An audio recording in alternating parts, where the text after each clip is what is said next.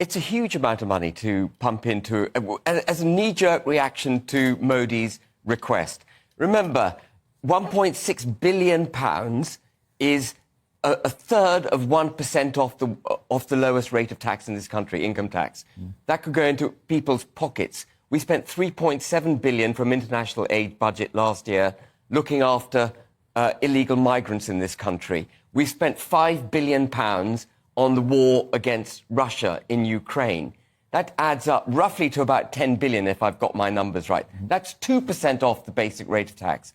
We keep getting told government finances are stretched, and yet the government has all this cash to chuck around. Now, Peter Spencer came at this debate with a whole load of presumption as if it was fact, like climate change is an established reality, that we've had freak fires which are as a result of climate change. I think one of the other topics we're going to be discussing later is a lot of those fires that have been promoted to us through the press and media as relating to climate change were actually triggered by poor forest management and by people deliberately starting fires. And we all knew that, because anyone who'd looked at the weather report on roads when those wretched fires were taking place would have noticed the temperature there was only 30 degrees centigrade. It wasn't up at the 45 degrees you would have needed for it. No, this is Rishi Sunak chucking money, our money, at his pet project, trying to keep Modi sweet. And while I'm on that, you know, Modi needs to be called out. Modi is breaching our sanctions, taking advantage of our sanctions against Russia to do cosy deals for India to enrich himself. We've already given India £2 billion in aid over the last few years. And as Peter said, it's the fifth largest economy in the world.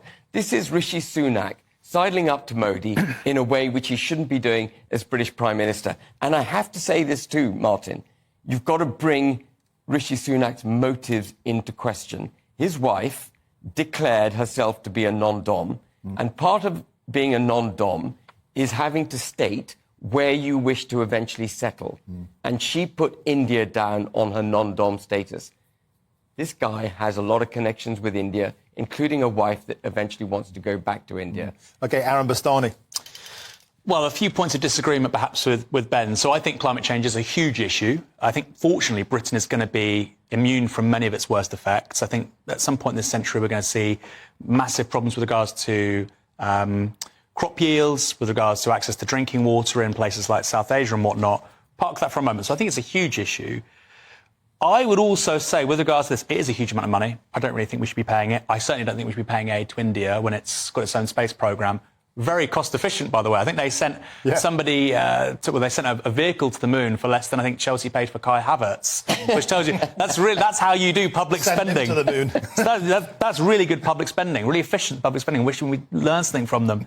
So I agree with all of that. But what I would say is, particularly with regards to the Green Climate Fund, is that this is a public-private initiative. So the point here is that taxpayer funds from around the world pay into this fund, which allows the private sector to come in. So you're basically leveraging public funds to attract crowding in from private investors, private capital. So I think there's a bit more to it than that. I think the default... But then that allows them to greenwash their corporate credentials and exactly. the tax break anyhow. Exactly. It's very similar to ESG. So I think the sort of default is this is a leftist agenda. Why are the Conservatives doing it? But like ESG, actually, this is about a fundamental shift in what capitalism looks like in the 21st century. And, I mean, I think Ben's right to bring up Rishi's, let's say, commitments to places which aren't in the United Kingdom. I think that's a reasonable thing to say. I'd also say his commitments to people that he used to work alongside in the City of London, people like Goldman, Deutsche Bank and whatnot. They are very much invested, literally, in the success of these kinds of projects because it consists in the taxpayer, Joe Bloggs, basically making sure they make money and certainly don't lose it.